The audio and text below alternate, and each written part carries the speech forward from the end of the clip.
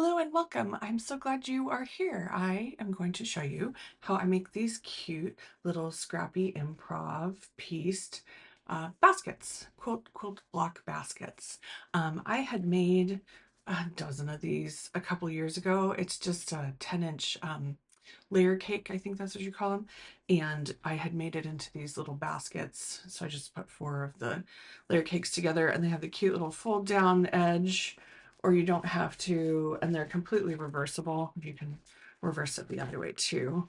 And I had done these one year, fold it so you can see the edge. I had done these as a Christmas present one year, and I had one left over and I use it all the time. And then I have another cute basket that I use that apparently I didn't bring with me today that I have in all my Wonder Clips in. And so I've been on this improv quilt block kick here recently. And so I did a couple bigger ones and I was like, oh, I can do the same 10-inch square one like this, but with a cute improv pieced outside. So there's one, and these are fully reversible too if you want to turn them inside out. So we'll do that, and then you can have a cute little piecey to fold down instead. I did that quickly, so I probably fluff it more if I had another minute, but and then here's my other one that I did. So let's go in the studio and start playing with these. Some of the basic supplies you'll need. Scrap fabrics, you'll want a couple pieces of batting. You'll need a little bit bigger than, so you'll want a 10 by 10-inch square to make the actual basket finished. Not finished, but to finish. And so you'll need a little bit more batting than that in 2 of those pieces. You'll need a little bit more than half a yard of fabric because I don't think you could fit it in a fat quarter, could you? An 18 by 24. Wait, 18, what numbers am I thinking? 18 by 22. Yeah, so you'll probably need a little bit more than a fat quarter if you want the lining all the same color. Although if you want it mismatched like that, that's again, these are the 10-inch squares from a layer cake. So you'll need a sewing machine, walking foot. I do recommend a larger needle. I'm going to piece the improv blocks to make the basket with a size 10 sharp sewing machine needle. And then I'm going to, when I sew it together, I'm probably going to use a 16. I used a 14 on these, and going through, especially because it's pieced all around the top, it was quite a strain on my sewing machine. So I didn't have a 16 needle, so I got a size 16 needle, and I'm going to use those today. I even got an 18 too, so, but you'll probably want a 16. And what? Basic needle and thread are the needles I just said, thread for your machine. You could again hand sew these if you wanted to. You're just going to need a needle and thread and sew it all together. And a walking foot for your machine, rotary cutter, scissors, quilting rulers. I used a big, I think it's a 12 by 12 ruler to kind of square up the outside of the basket when I was um, figuring out how the 2 pieces looked. That was helpful. And scissors, I don't know, pretty basic. You probably have everything you need in your supplies already because it's a pretty simple little project. So these are great for gifts for people. Like I said, I gave these one Christmas, and I did some sewn Christmas ornaments, tucked those in there. That was fun. You can do them as little gift baskets, teacher gifts, Mother's Day gifts. Oh, all the gifts. You can make them for all your sewing studio. You can make them all kinds of sizes too. Again, this is this 10-inch square that we're going to use, but I'll tell you how I do the math on the bottom gusset and everything, and you can make them all kinds of sizes. They also look adorable if you put a little potted plant in them and then put that little basket on the outside as like a fabric planter. And yeah, do I have anything else to say? No, that's probably it. Let's go get sewing and make some cute baskets. All right, let's get started on our cute little improv scrap baskets. I just found this piece of fabric while I was digging through my pile, which I have to say I've done 2 tutorials this week if you've been following along, for scrappy coasters and scrappy pot holders, and somehow I seem to have more scrap fabric on the table than when I started making, and I've made 4 pot holders and 4 coasters this week. So go figure. The scraps are multiplying apparently. And I've only been digging in my pinks and pinks and purples and reds because that's what I had the most of. Anyway, if you've watched the other 2 tutorials, unlike those 2, I'm going to piece this just as like a traditional patchwork and not with the foundation of the batting underneath. I'm going to add the batting in after I make the 2 sides of the basket, and then I'm going to quilt it, and then I'm going to assemble it into a basket. So just grabbing this one.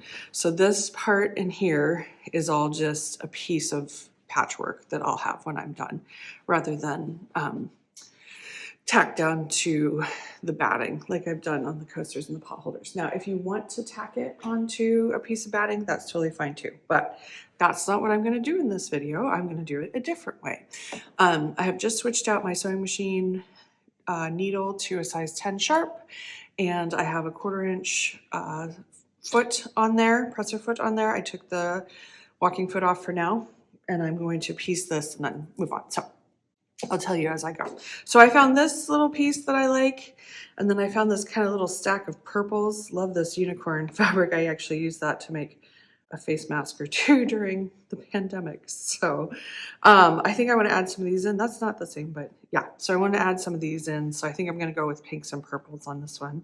So I think what I'll do is go ahead and piece one side, if I didn't already say this, and then I'll speed piece the other side because you'll need 2 sides for the basket. So let's work on one side, and I'll talk you through how I try and do a balance of lights and darks and colors and how I like to make my patchwork look nice together.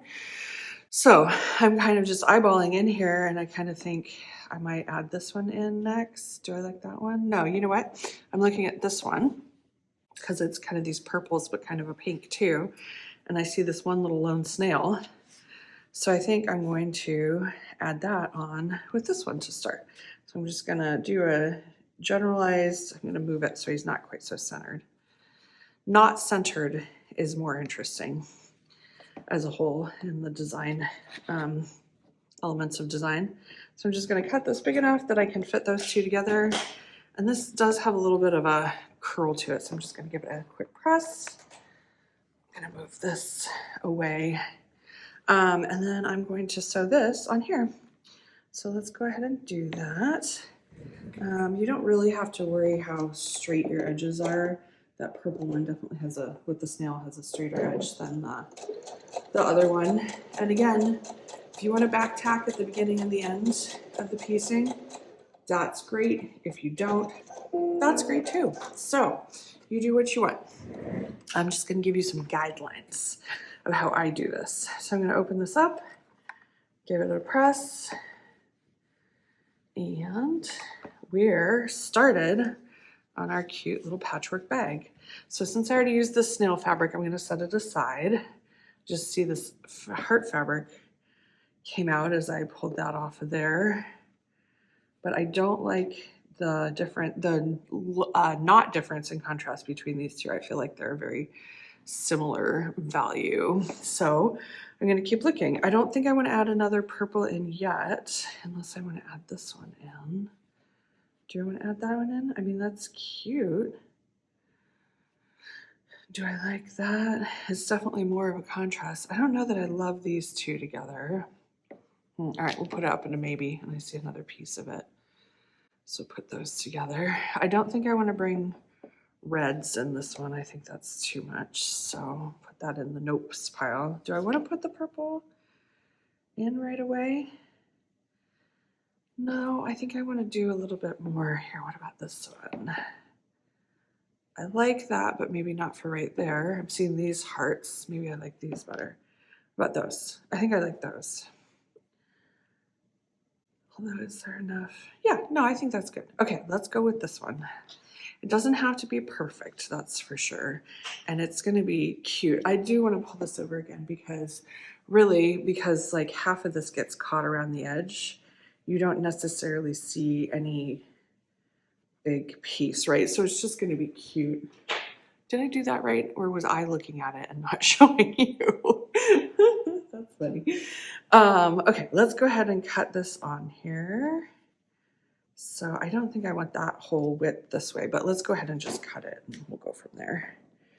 I'm cutting everything a little bit over because it's better to trim down and have too much than not have enough and wish you had more. So I'm going to put this on here. I'm actually going to flip it to this side because that seam is a little bit longer than that one. So I'm going to do that. Take this red and put it behind me. You can definitely eliminate colors. That's a good way to do it. If you're feeling overwhelmed by how many fabric scraps you have, like I said, my fabric scraps have somehow grown this week instead of gotten smaller. So, all right, let's take this out of here, open it up and give it a press. I think I'll end up cutting that down a little bit, but let's leave it for now. The bigger the pieces you make, or the bigger pieces, the pieces you put together, the quicker the basket goes. So, all right, so I'm going to continue. If you've seen my other videos, I like to do kind of a modified log cabin block. So 1, 2 to make the center, and then here, and then probably here or here to fill in.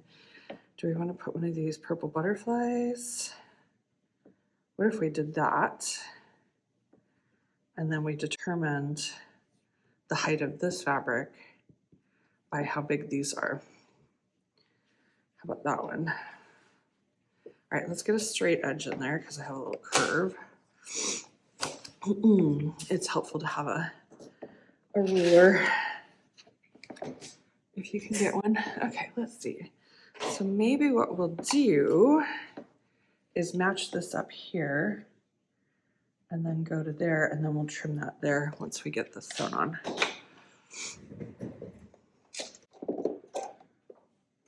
Okay.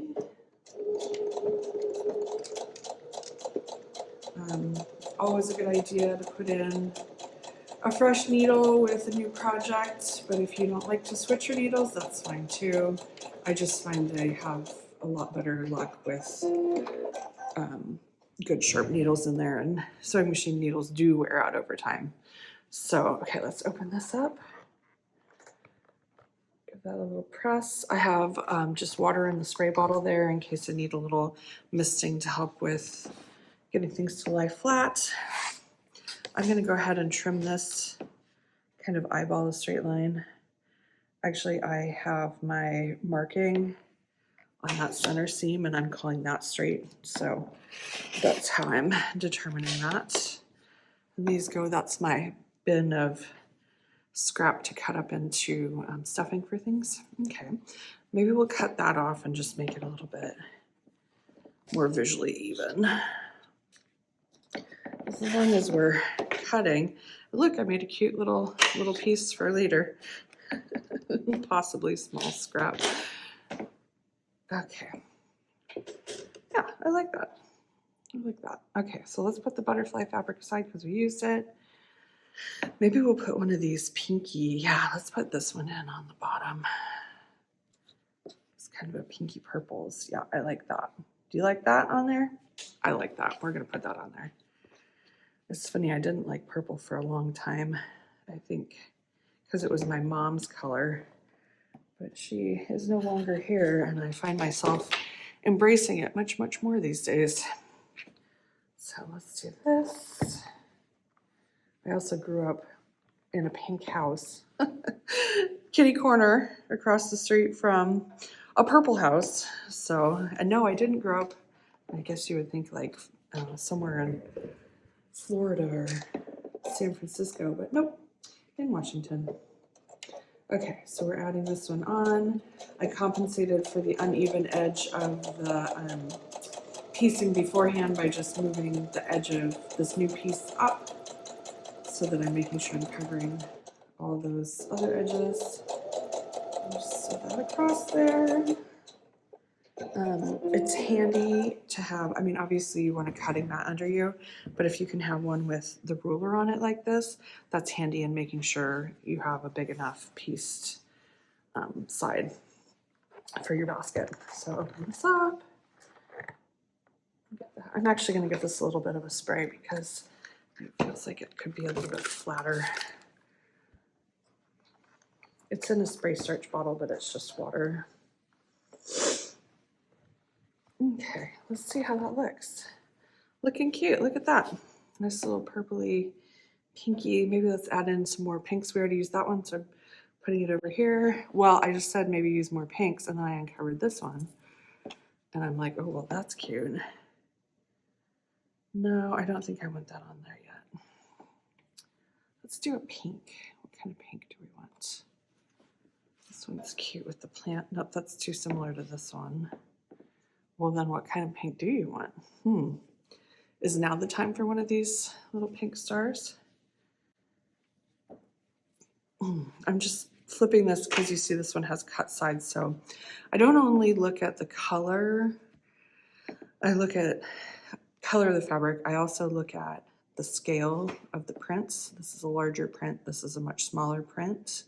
And I look at the size of the pieces, because the more interesting and diverse sizes of pieces, the more interesting your final piece will look. The other thing you can do in a situation like this, if you don't have a piece this big, is to piece 2 pieces of fabric together and then sew it on here instead. I'm not sure how I feel about this. I'm partly talking to let my brain soak in and see how I like it. What about these cute strawberries? Are we ready for another white? Yeah, you know what? I like, this is a darker, and this one kind of visually opens up. And look, it's got little snails in it too. Let's see, what side do we want? Is this side big enough? Not really. Are there any snails in here? That's really what I'm looking for. It's totally fine to fussy cut things if you want. There, I can get the snail in if I go there. I think I'm gonna go ahead and add this whole width of piece on, but I'll cut it down as we go. Okay, set that one aside. I'm gonna give this a press because it's a little bit rumply. I mean, obviously sewable, but I just like it. I think the flatter you have it, the straighter your result. Although it is improv and wonky and it doesn't have to be straight. That being said, I'm trimming this down because I can. You can if you want to. You don't have to. You know, it's, again, it's the improv, so it's kind of no rules and up to what you like to do. I am going to make sure I get that snail in there. Okay, now I'm going to throw this in here. Get this sewn on.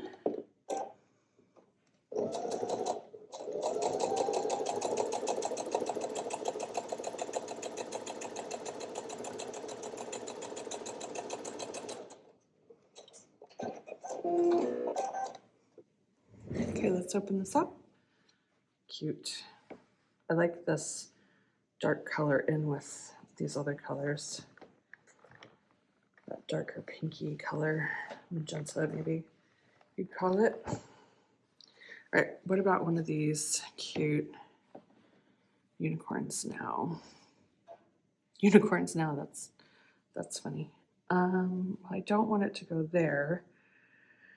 Do I want to do a, what do I want to do? I'm thinking maybe we will piece 2 pieces together up here. This, what about this and that? Do we like that? I think I like it enough. Let's go with it. I'm going to square this one up. And I'm going to square this up first. Well, what do we want to do? I'm going to set that aside. I'm going to square this one up after burying my ruler there. All right. Yeah, so we can see that just needs.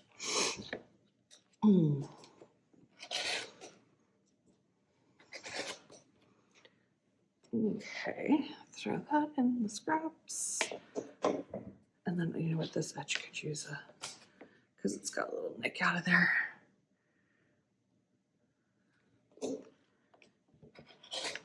Okay, let's see. So let's put, do we want this one or do we want maybe this one? Let's see, pull this back down. I think I like this one better. Let's put it in there though. Yeah, I like that one better. Okay, so here's what I'm gonna do. Do I want it the whole width? Okay, I see what I'm gonna do. I am going to cut this one to this line because it happens to be in there. I'm going to actually do this. Lay that on there so that I can get it kind of the same size. You see what I'm doing there? Go into that line. Just arbitrarily. Okay. Could have switched out my rotary cutter blade, but I haven't yet. Okay, and since those are together like that, I'm just going to go ahead and sew these on, and then we'll sew it to the bigger piece.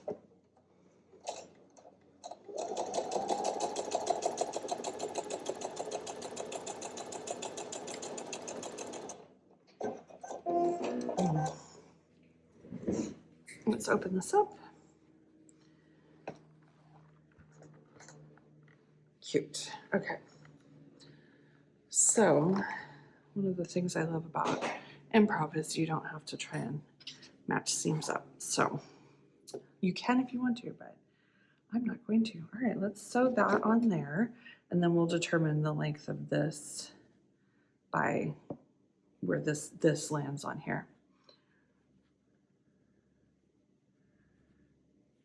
Okay, I'm just lining that up, so I'm making sure to cover that whole edge. We'll sew this on. Your seams absolutely don't have to be straight because it's just leftovers patchwork improv. But if you want them nice and straight, you can do that by making sure they're cut really straight with your ruler. Oh, I didn't say I'm using a 1/4 inch seam allowance. I think I said I have a 1/4 inch seam foot on here. But you're going to need when you use a 1/4 inch seam allowance with it, I think, or whatever size you want. If you don't like 1/4 inch. I'm going to cut this off actually right now because I have that straight edge before I fold or iron it open. That actually could probably be reused. Okay, and then I am going to press this way. Yeah, so you can see to get a piece big enough to cover this edge, I put those two pieces together. Again, in this one, what we're doing is each time we have a raw edge, so now we've made this is a good edge to cover next, and then we can cover this edge over here, and then you're just going to want to cover from there to there and make sure it's got enough fabric for a finished seam on there until we get to the edges, and then we'll make it into a basket. So I'm just cutting that extra off. All right, let's see what we got here. So the other thing I'm going to do is start eyeballing where we're at size-wise. And that's where, like I said earlier, it's helpful to have a cutting mat. I think most of them have measurements on there. So I'm going to take a look. I'm at 19 inches here, so I need it to 9, which is there. So I really only need about 2 more inches. So whatever I put on this side, that's what I'm going to cover next. I'll make sure is at least, like, let's say 2.5 or 3 inches wide. So I have extra for quilting, because you want it a little bit bigger than the finished item, the finished 10-inch square that we need to make the basket for quilting. What about that one in there? Yeah, I think we could do that and then maybe add a little bit more purple on the bottom. Do I want to go with that? Do I want to try something else? I'm kind of thinking, because something like this, actually that's kind of cuter, isn't it? Okay, well, I'm glad I tried something else. I know I have more of that butterfly fabric, unless I've used it up. Now I'm like, wait, do I have more of it? You could certainly be a little bit more organized in your pile of scraps than I am. I thought I saw it earlier. I was trying to be organized. Oh, now I don't see it at all. What do I want to do? Well, let's keep digging and see what we've got. What about this? This one? This looks like a good candidate. That's what I like to call them, as candidates for. So there's butter bees. That's not quite long enough, but that would be okay. What about these purpley? Don't love that. I see more purples though. Trying to pull them apart. Do we like these purple? I don't love that as much. Now my brain's set on those butterflies, but I'm not sure that I have anymore. Just digging and looking at some of these. That's cute, but it doesn't go. What about this one?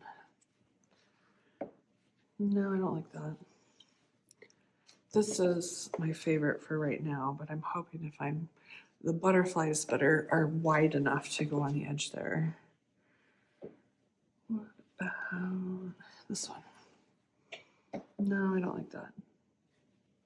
I like the fabric. I don't like it in the context here. Now my fingers can't even seem to grab the fabrics. What about this purple? No. I think I really, oh. Aha. Told you. There it is. Okay. Let's grab that one. Put that in there. And that's nice and wide for the side.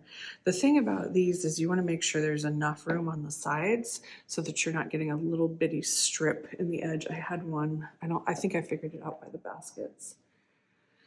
Yeah, but on some of the coasters and pot holders I was getting way too small on the edge pieces, and then they were impacting top stitching and stuff. So I'm trying to put wider pieces on the edges now. All right, that is a big piece, but we can fit that right in there. So let's go ahead and line this up. Get it sewn on.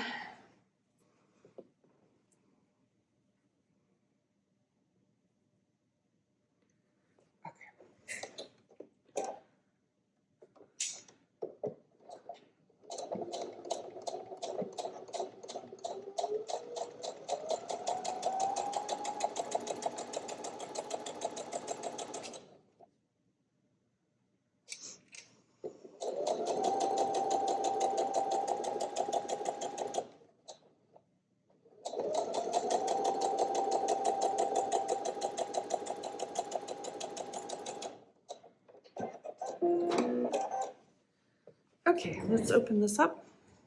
Do I want to cut that off now? I think I will. Sometimes when you cut it off before you open it up, it can kind of angle down and get smaller. So I'm just going to cut it slightly over. But sometimes it's just easier than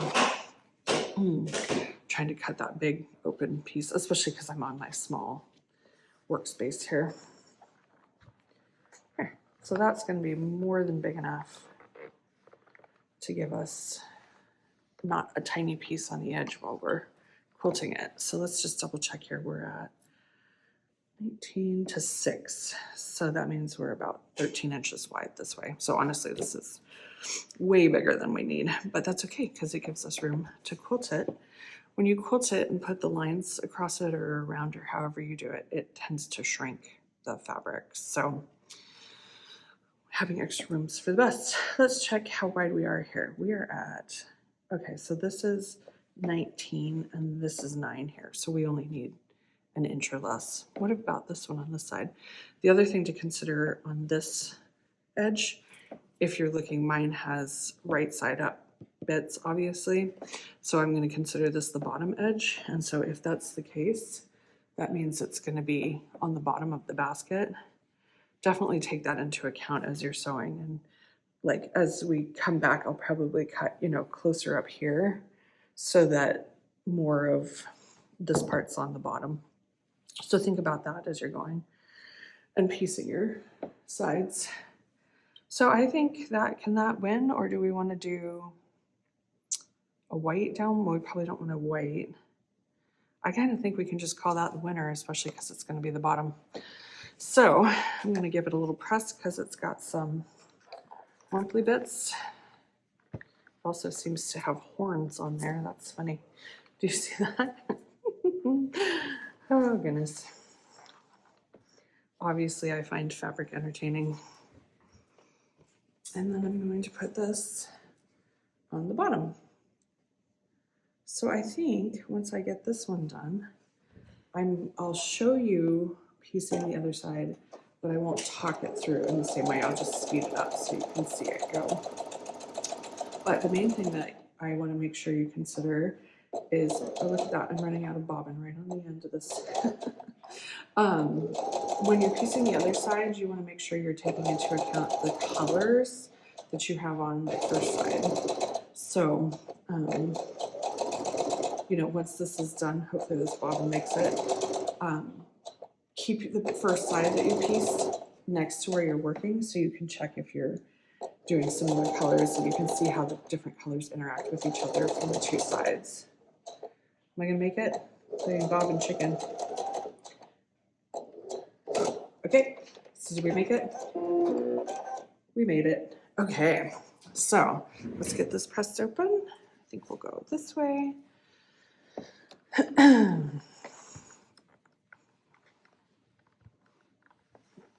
That didn't press very well. Let's flip it over. It's got a little bit of a mind of its own. This is where that spray, the water to spray, could be helpful. Yeah, because this thing is not doing what I want it to do. Oops, I got quite a bit on there, but that's okay. So I'm going to press that there. That helps get it a little bit more in check. And then I'm going to actually flip it over and do it again. This is getting a little big for my little mini mat, but that's okay. Still works. Okay, so I am just going to leave this exactly as is because it's more than big enough with our quilting and everything. I may even come and cut some of this off as I go. So I'm going to switch my bobbin out because I ran out. I'm going to trim this up a little bit, and then I'm going to do a fast piecing of the other side, and I'm going to make sure that I'm using, you know, similar colors so it looks cohesive on both sides of the basket. So let's go do that, and then we'll move on to the lining.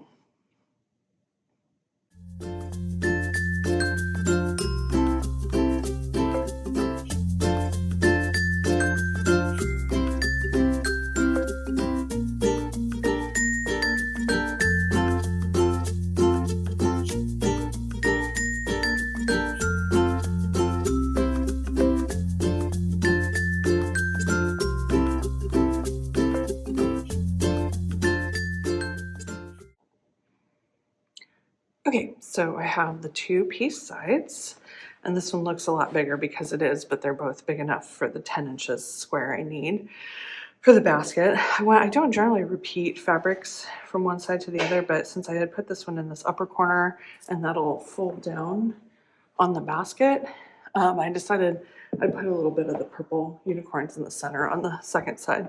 So I ended up piecing the tops there. I put hearts on the bottom because that's, again, going to be the bottom of the basket. So I don't need to piece it quite as much. If I don't want to, you can do what you want. I cut a larger square of batting for each one to quilt these because I'm going to quilt the sides. And it's the quilting and the batting that helps give the basket the rigidity it needs to stand up. It's actually pretty not crushable. It stands up pretty easily on its own with that batting. So when I do the batting though, I don't like to have the raw edge of the batting in the back on my sewing machine. So this is from a quilt back leftover, so there's bits on there. So I've cut just a white muslin square to go on the back. So I'm gonna go ahead and press out. These are the linings, but we'll get to those in a minute. These were just rough cut there on the table, on the bigger table. So I'm gonna just flatten these whoopsies down a little bit, throw in things, you know, as it goes in the sewing room, it seems. Okay, so what I'm gonna do with these is that's flat enough. And you see it doesn't have to be perfect in any way. I'm gonna go ahead and make a quilt sandwich with these. So this is gonna be my back. And then obviously my lining, or batting is in the middle. And I'm gonna put that on top. So you could use like a basting clip or pin if you wanted or whatever to bind these, or what am I trying to say? Hold these together while you sew them through the machine. But honestly, it should hold just fine on its own because it's not very big. So then what you're gonna do is quilt this how you want. Personally, I love straight line quilting. So I'm just gonna go ahead and probably use a hero marker to mark here. Well, actually, let's just do that while I'm talking about it. So I'm gonna use my hero marker and my ruler. Since I already have some of a straight line there, I can just kind of continue that line down here, right? So ruler, there we go. So this is a hero marker. I have a wooden one. There's plastic ones too, but I prefer not to use plastic if possible. And it just gives a nice little indent. So I'll just follow this line down, and then I'll use the edge of the walking foot to just continue my quilting. And with quilting on a domestic, you want to start somewhere in the middle. So like this would be more ideal, but this will be fine. And I will quilt spaced this way, and then I'll come back and quilt spaced this way, always heading from the same direction, because the fabric, even with the walking foot, will shift. So, okay, so that one's ready to get quilted. So I'm going to set it aside. Oh, see, I was like, no, it'll stick together, and then it just shifted. And then let's press this one out, and we'll eyeball how we're going to mark this one for quilting.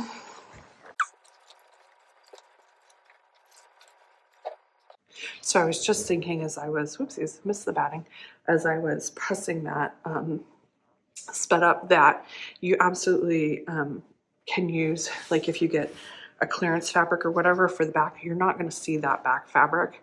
I just like it for that extra layer of rigidity. And then it also, I like that the feed dogs aren't eating the batting on the back as I stitch through there. So that's why I do that.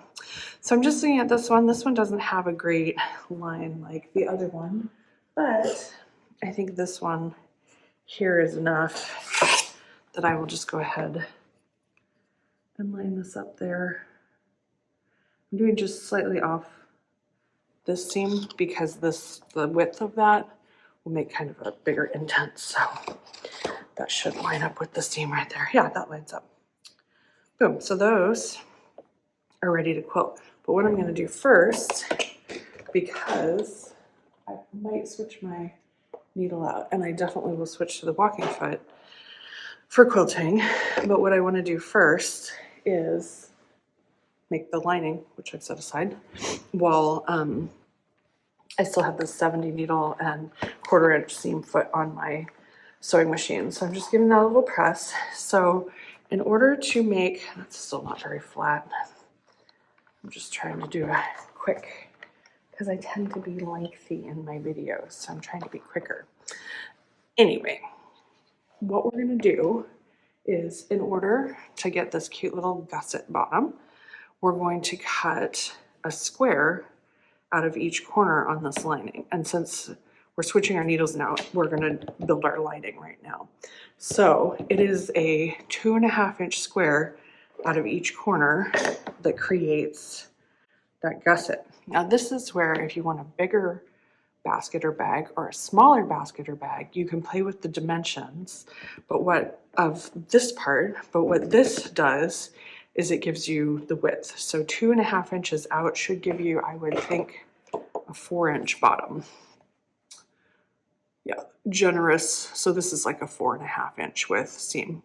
Yeah, so you're going to, whatever your corner is, you're going to subtract seam allowance, and that'll be it. So if you did like a 3 inch, you'd probably get more like a 5 inch or a 5.5 inch base, depending on how your fabric lays.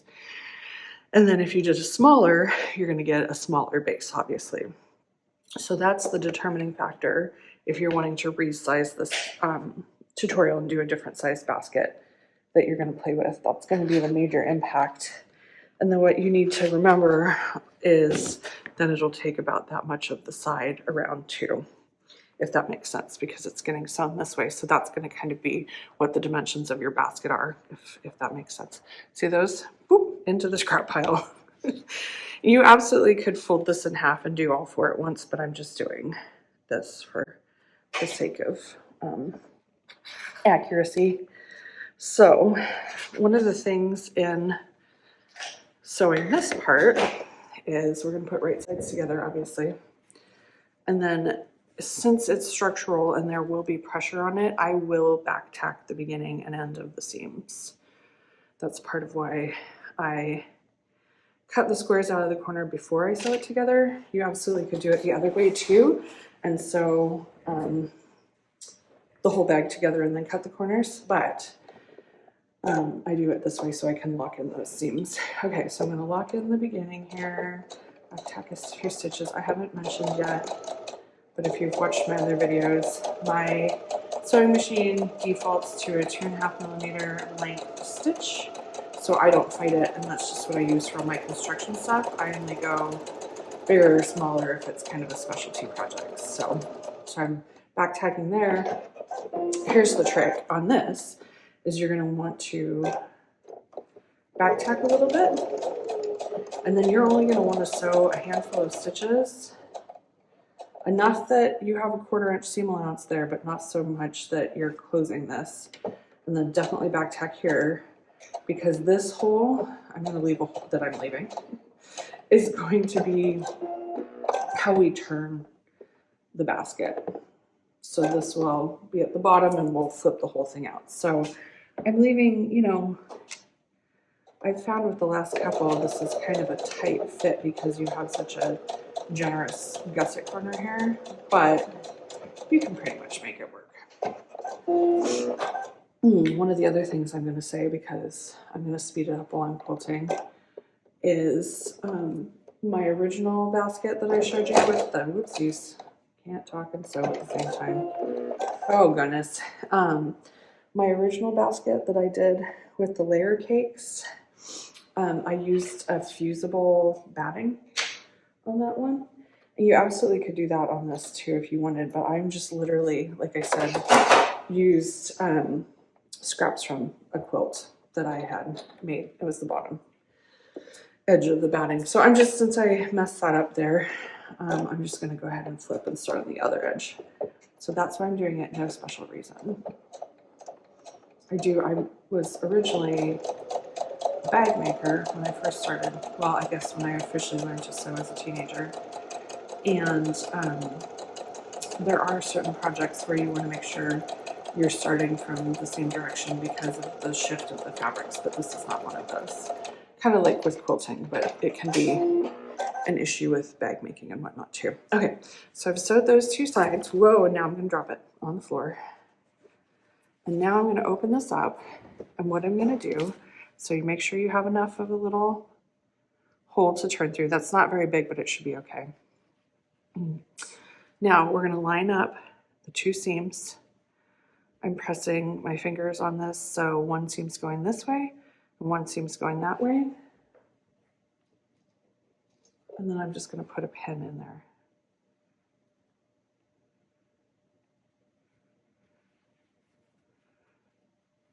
We're going to sew that seam. If you want, you can put pins here too, but I'm comfortable enough, I'm not going to. So we're just going to sew 1/4 inch away from the edge. I'm going to back tack it in at the beginning, 1/4 inch. As I get to that pin, I'm going to pull it out. I'm going to just double check that this isn't shifted and it's all together. Now I'm going to back tack that. Okay, and then in opening that up and matching those seams, I've now created a structured side. So our basket is starting to take shape. So let's do that again on this side. Open it up, match those seams, have one allowance going that way and one going this way.